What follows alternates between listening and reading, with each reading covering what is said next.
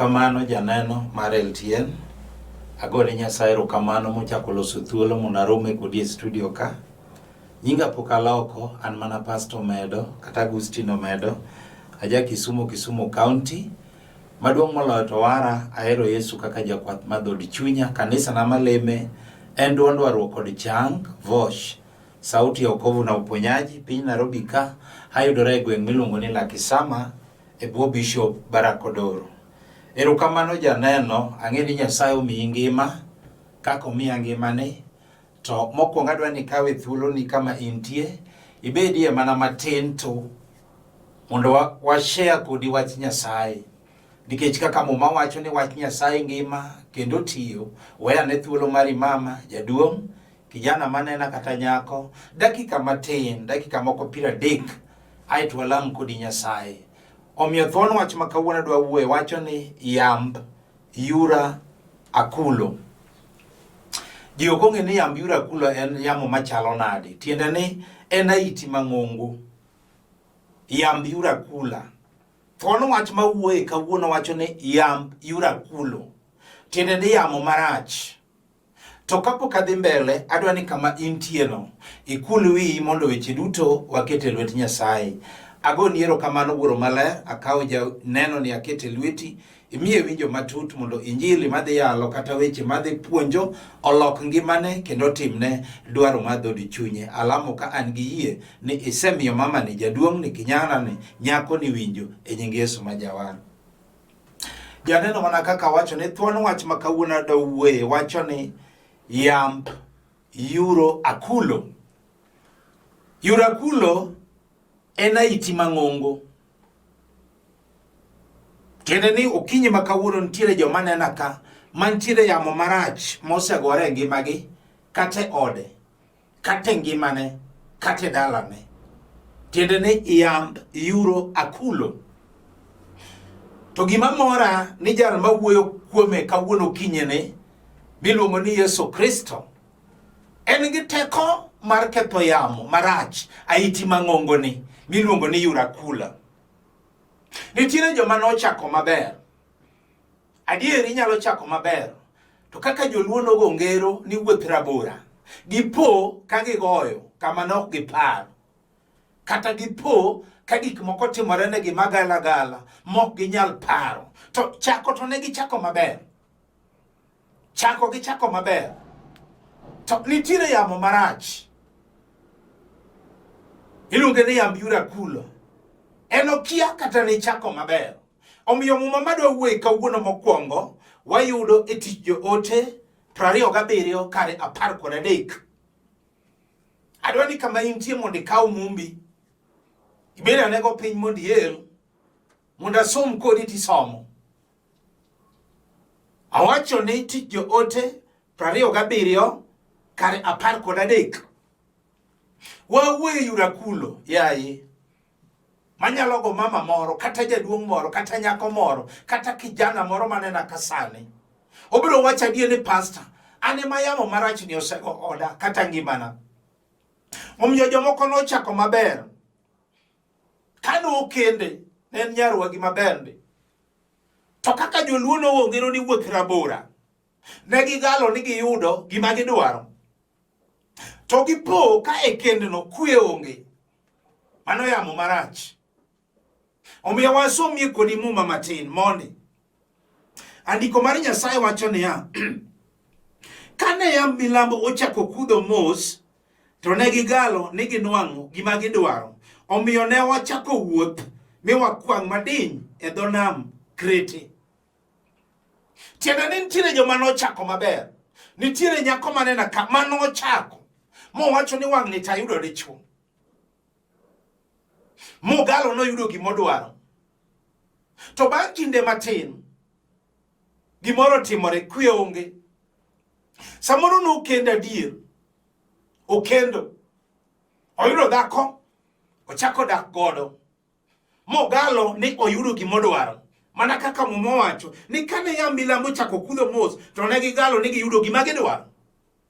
Bang' kinde matin kwe onge kinde gichiegi mikendo. Awacho ni kawuono wuoye yamo maduong' miluongo ni Yurakula. Jomoko nosomo. Adier kotiko to wacho ni katiko school tabiro yudo tich. Tich otamore. No ochako maber. Somo bendo somo. To nitiere ng'ama nena kasani engimane no dhi maber, no ochako maber. Kendo ne en wuod wegi ma jaber, kata nyar wegi ma jaber. Kata jaduong' moro mariek, kata mama moro manigi chia. To gimoro timore, no galo, no yudo gimodwaro. To bang' kinde matin, tuo donjo oketho dende. Yamb Yurakulo. To jalo moro nitie ka manyalo chungo yamo miluongo ni Yurakulo. Nitiere joma nena ka mano ochako maber. Adier, ne okende. Mowacho ni awang'ni tayudo. Kendo nong'e maber ni biro dhi nyuome dhok dala. To kaka wuoth rabora, gini otamore. Awuoyo joma nochako ni kane Yamb milambo ochako kudho mos to ne gigalo ni giyudo gima gidwaro. Wawuoyo ng'ama ne galo no yudo gima odwaro. Samoro nena kadier ni ng'eyo ni ngimani biro dhi maber. Be yudo dichuo mokendi. Mi galo ni kora ayudo ng'etna. To nyathi otamore yudore. Kaka joluo luongo gero ni wuoth rabora. To kawuono abiro lamo kodi Nyasaye. Nikech boma masomono adwaro riwe gi muma moro. Tadhigo kodi together. Twang' walam Nyasaye. Wawuoyo gi joma wacho ni ne pastor. Ane mayamo marachni miwuoyeni Yurakulani. Ane mogo ngimana. Katogo oda. Katogo dalana. To kawuono nitiere Nyasache loch. En gi teko mar ketho yamo marach. Omiyo wacho niya, kane Yamb milambo ochako kudho mos, to ne gigalo ni giyudo gima gidwaro. Omiyo ne wachako wuoth madiny e dhonam Krete. To 14 wacho niya, kanye kuma wachna maduong' nitie. Ni to bang' kinde matin, ahiti mang'ongo miluongo ni Yurakulo nokudho matek kochomo chula mar Krete. Ne ogoyo yie mi otamo mwomo. Awuoyo yamo marach miluongo ni Yurakulo. Mama otami mwomo. Yamo marach miluongo ni Yurakulo nokudho matek kochomo chula mar Krete. Nitiere ng'ama yamo sikudho ne kochomo dalane. Samoro osekudho kochomo odi, kata ochomo ngimani. Nitie joma yamo ni okudho matek. Oe nyaka gituo. Iluonge ni jamidekre. Waluonge Yurakulo yae. To nitiere jalo moro ka. Haluonge ni Yesu Kingi. Osiepla saro en gi teko mar ketho Yamb Yurakulo. Wawuoyo gi ng'ato mawacho ni tini iluonge ni jamidekre. Samoro osedhi osiptende madongo. Tuo ke yodi. Tino wacho ni tuo nane. Samoro en wich bar musiko. Mano yamo marach miluongo ni Yurakulo. Oketi muonyo yath okinyi gotieno. To kawuono nitiere Nyasaye makelo ka. Mabiro kelo chan. Samoro goyi gi tuo mar sukari kata ndulume. Kawuono mano yamo marach miluongo ni Yurakulo. Akia ni ng'ama ogode. Akia ni ng'ama ogo ngimane. Adier ma wacho ni pastor ane mayamo ni ogo ngimana. Samoro tuo maringe chogo kata maringe remo. Isetemo gi dakteche otamore. Wawuoyo Yurakulo. Ni to bang' kinde matin, ahiti mang'ongo miluongo ni Yurakulo nokudho matek kochomo chula mar Krete. Ne ogoyo yie mi otamo mwomo. Awinjo kogo ot moro. Ongo gima mama moro mawacho ni pastor. Karane mayamo ni marach ogoya. Iluonge ni Yurakulo yaye. To ndiko wacho niya. Mae momiyo na wacho na biro somo kodi mombe ariyo tadhi together. Ndiko wacho Luka 8:24 wacho niya. Omiyo ne gisudo ir Yesu. Mi gichiewe ka giwacho niya, Ruoth, Ruoth, watho. Kawuono ng'ato nyalo chiewo Yesu. Iwinjo tuo miseluongo ni tuo nene. Kawuono nyalo chiewo Yesu. Omiyo ne gisudo ir Yesu ma gichiewe ka giwacho niya, Ruoth, Ruoth, watho. Yesu noa malo mi okwero yamo gi apaka mager moling' pi manamo kwe. Tiende kare yamo ni Yesu ema nyalo chunge. Ng'ato nena kama wacho ni pastor. Adiera ne ma Yurakulo osegoyo ngimana. gi tich ok anyal yudo. Ma emomiyo yamo marach omako dala jaduong' moro kata mama moro. Adier omako nyithinde. Nopuonjo kendo gisomo. To yamoni ogoyo dala ni motamo nyithindo yudo tich. Yamb Yurakulo, yamo mang'ongo. Ma Yesu kende manyalo chungo. Akende ng'ama wacho ni pasane ma yamoni marach ni ogoya. Samoro yudo tich. Ji yudo tich to en odong' adong'a. Mano yamo marach miluongo ni Yurakula. Samoro ji apply tije. En iluongo ji en ok luonge. Mare ikawo iketo piny. Waluonge Yurakula yaye. Yamo marach mano e chula mar Krete. Ogo mama moro, ogo jatuong' moro, ogo nyako moro motame mwomo. To gima mora di Yesu jachung yamo. Akeni ng'ama wacho ni pesa ane mogoya. Adier yamo ni ogoyi. Samoro kitie tich mane ok isomo. Mano yamo marach Yurakulo. Okawacho ni tich luoko ne ji rach. Okawacho ni ywa mkokoteni rach. Ting'eni nyalo somo. To jachien keti Yurakula. Yamo marach. Nyalo woibo mipo. Kani somo in gi degree. To luwa ye tich mane ok isomo. Wawuoyo gi joma wacho ni adier pastor Yurakula ni rach. Adier nitiere joma yamo ni nogoyo apoya nono. Tino manyo tich to ok oyudi. Jachien oketo gimiluongo ni spirit of rejection. Mano yamo marach miluongo ni Yurakula mono ai chula mar Krete. Donge neno kogo ngimani ok inyal yudo tich. Kata in nyako kata in kijana manena. Yesu kende manyalo chungo yamoni. Chieng' moro jaduong' moro timona neno. Ni pastor, anyuolo nyithindo 7. Kendo puonjo mamoko ni e college, utieko college. Moko bende nigi degree gi masters. To pastor tich otamogi. Nagiso jaduong'no ni winji ma yamo marach. Mogo dalani, odagi ni nyithindo koyud tich. Oae chula mar Krete, okudho matek, motami mwomo. To winji gima Luka wacho, 8:24. Omiyo ne gisudo ir Yesu. Kata tije motamore suda ne ir Yesu kawuono, chiewe.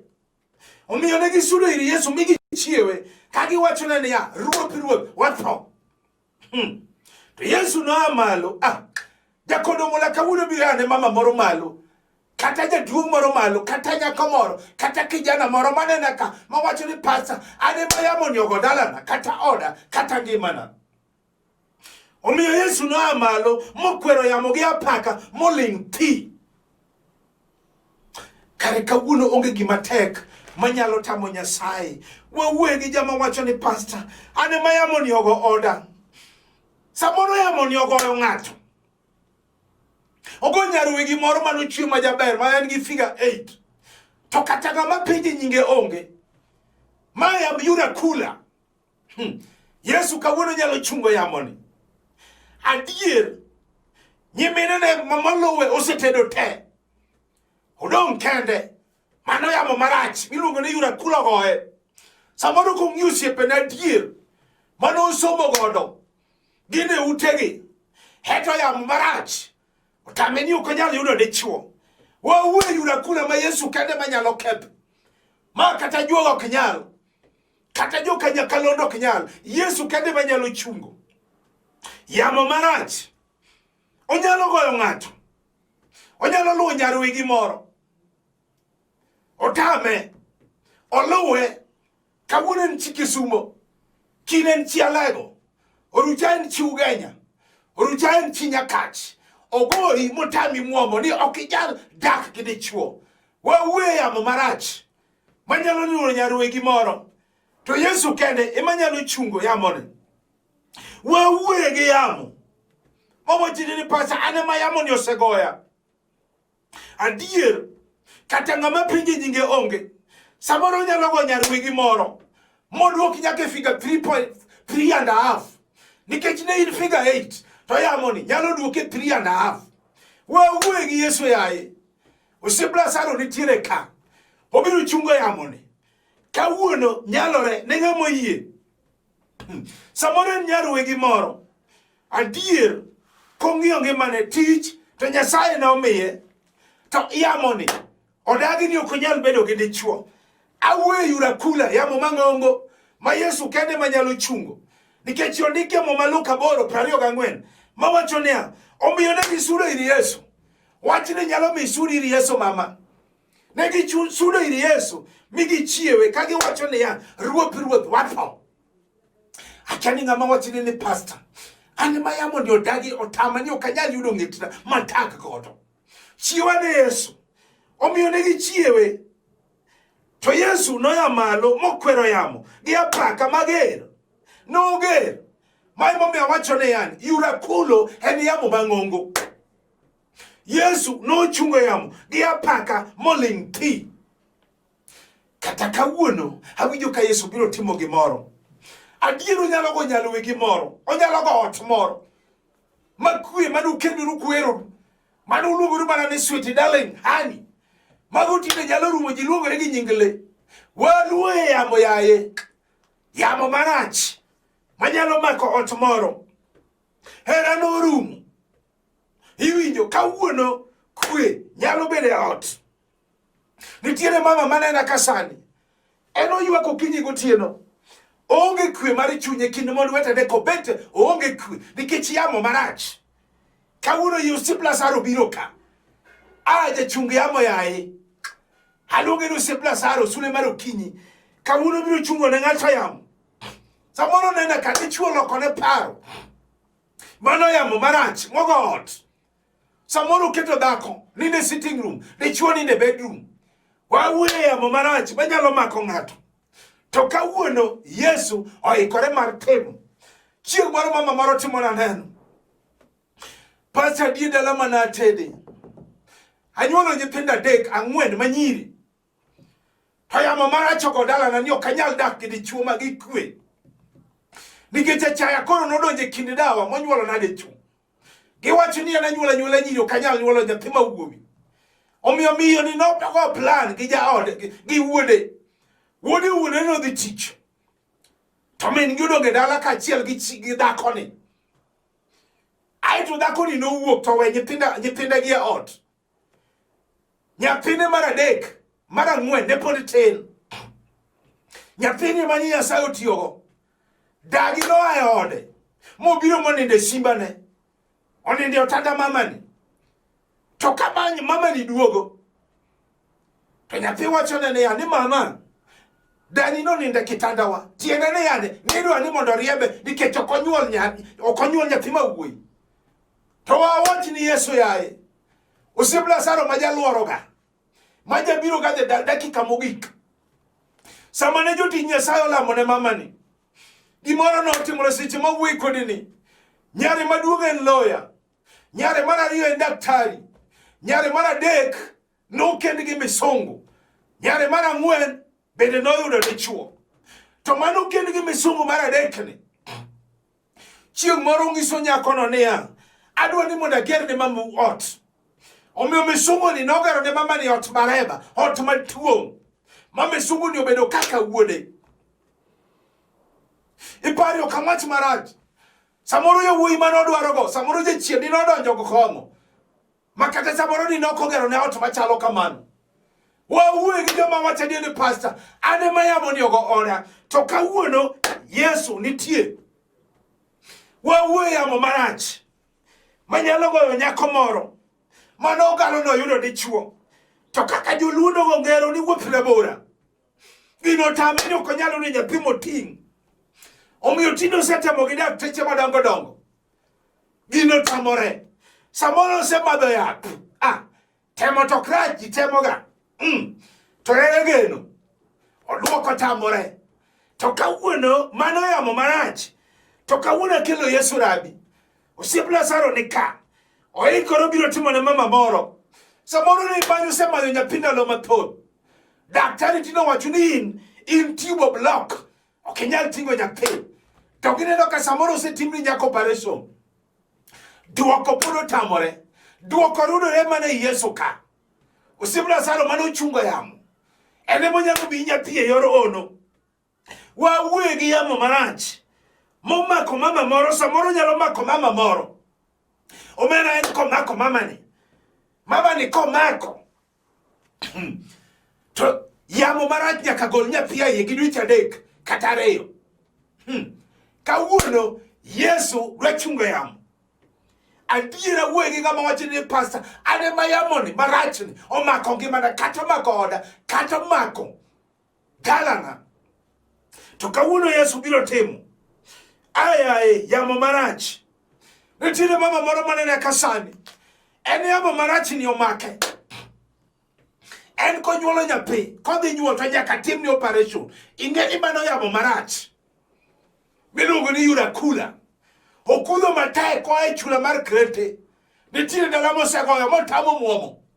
Kati lemo to tami mwomo. To kawuono biro lamo kodi jakondo mula.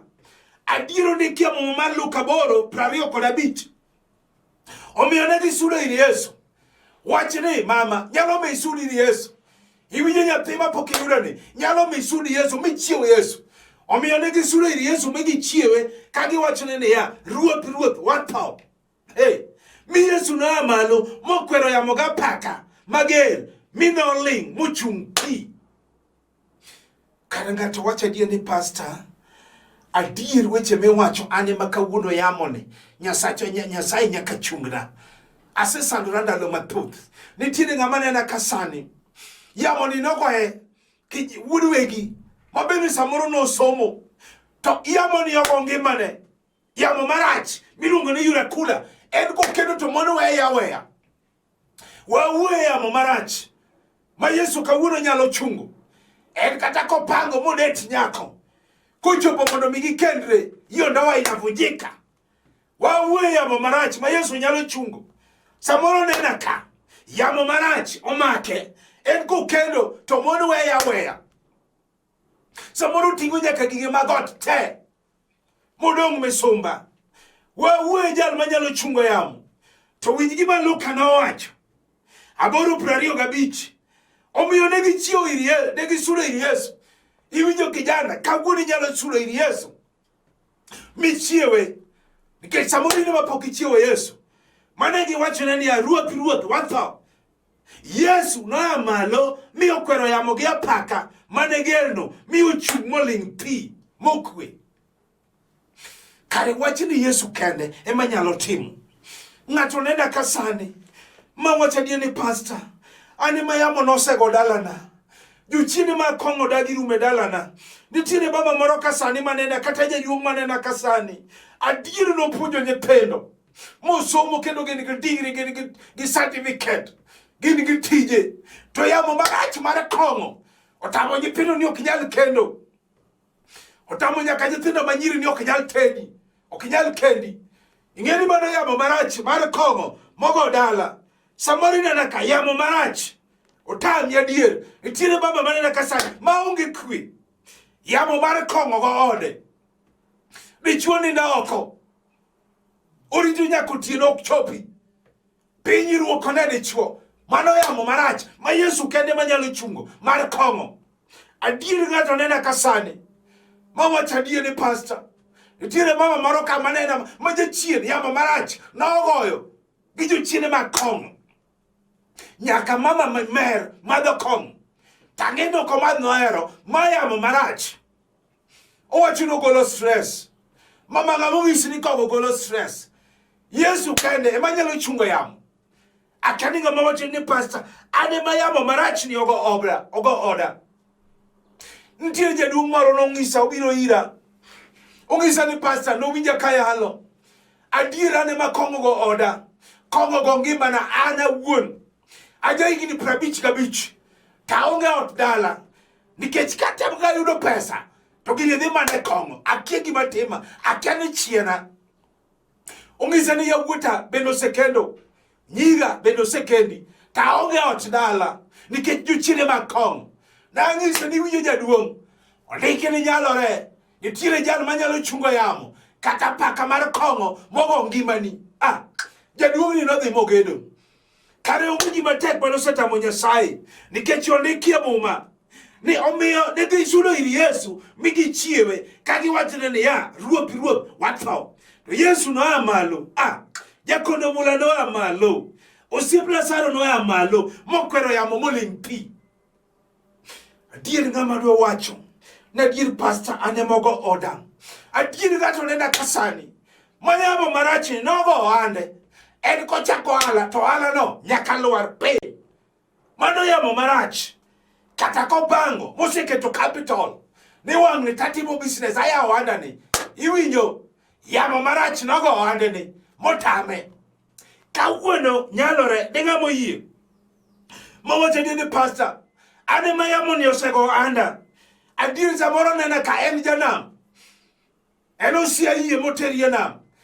Gima kore chinu duogo nono. Yamo maracho tame. Ni okonya lupo. Samoro gato nena ka. Adier. En gimi tok ni andara. No ochako business. Ala. Mara mi tok ni matingo ji. Samoro Mombasa. Nyaka Busia boda. To pesa madonjo onge. Je chino tame. Yamo maracho go ode. Iwinjo. Eno yudore manene. Oyudore ka pile pile. Mane gine. E garage. Bitok nige katorete. Katama kilo pesa onge. Kawuono nitire jalo machal nyalo chungo yamo. Samoro no chako duka. No podho. Mano yamo. Samoro no chao yao hadi pesa. No podho. Mano yamo marach. Samoro no chako. Yanda maleuni. Katamaro mena. Yamo marach. No goyo. Motame mwomo. Waluonge Yesu ya haye. Usibla saro ikoreka. Adiero biro timo gimoro. Adiero gato nena kasani. Mayamo marati no tame ni ukonyal gero ot. Adiero senyo nyaka mabati. Nyaka musumal ne peny. Yamo marati otame ni ukonyal gedo. Adiero kugwok no dhi gedo. To samoro chunye chida. Okia gima time. Yamo marati. Miluongo ni Yurakulo. Adiero kong'iyo ngimane. Sani, yamo tame, ni ukonyal bedo gi ot, tino gero malitu siko, mabati abiro to gi padore, mano yamo marach, nitire gabane na kasani, ma yamo marach, odagi ni ukonyal golo dala, to kawuono, Yesu nigi teko. Adieri nitire gabane na kasani, ma wacha adieri pastor, ane ma yamo ni otamore ni oknyal nyuma dhok. Adiero sadak ki chuore, Igni samara par. Poko ter kata diel dalagi. Mano yamo marach. Ma Yesu nyalo chungo. Kawuono. Adier gato nena kasani. Mamote diel ko pango. Mondo dio nyuom chiege. Yamo marach otame. Ino nyaka kepre. Ama gimoro timore. Aito wach nyumono. Kepre. Kawuono. Ndiko wacho ni ya. Luka boro. Prario gangwen. Omiyo negi chio iri. Negi suro iri Yesu. Migi chiewe. Kagi wacho ni ya, ruop, wachako. Mi Yesu no amalo, mokwero yamo gi apaka, moling ti. Adwana lam ya gi jomoko. Ma wacha diene pastor. Ane ma Yamb Yurakulo ni nogo dalana. Ane ma Yamb Yurakulo ni nogo oda. Ane ma Yamb Yurakulo ni nogo yongimana. To kawuono awinjo wach Nyasaye ni kare Yesu kende ema nyalo chungo yamo. Akia ni ne piny mane. Kata in Mombasa, kata in Kisumo, kata in Nyakach, kata in Busia boda, kata in Ahero Kano, kata in Loka, Kindu Bay, Homa Bay, kata in Nakuru, kata in Mount Elgon, kata in Eldoret. Adwani wewe nigi metimo kama intie. Adwana lam kodi Nyasaye. Nikech niko wachone Nyasaye to bado chiek be itio kodino. Kulane wi kinjalo makutivity make. Kinjalo gochunge penye tego mondo walam kodi Nyasaye. Ago niero kamano guru maler. Akao janeno ni akete lweti. Ero kamano Nyasaye loch. Kare ini mije chungi yamo ratuo japuonj. Chungne mama ne yamo. Chungne jaduong ne yamo. Chungne nyako ni chungne kijana ne yamo japuonj. Kamora marama intie nikech badiok chiek bende itio kodino. Omiyo alamo kan giye ni itimone e nying Yesu majawan. Janeno an giye ni Nyasachwa osichungo ne yamo. Mana kaka wacho ni nyinga en Pastor Agustino Omedo, aja Kisumu County, egweng miluongo ni Kogonyi, ajal mowar kendo mopong' gi teko mar MALER. Kanisa na malembe en duond waro kod chang, Voice of Salvation Areling Church International, Nairobi ka yudore gweng' Malakisame bwo Bishop Barakodoro. Ji osekawo namba na moyudo konyruok en piny ka, inyalo kawe 0726 843941.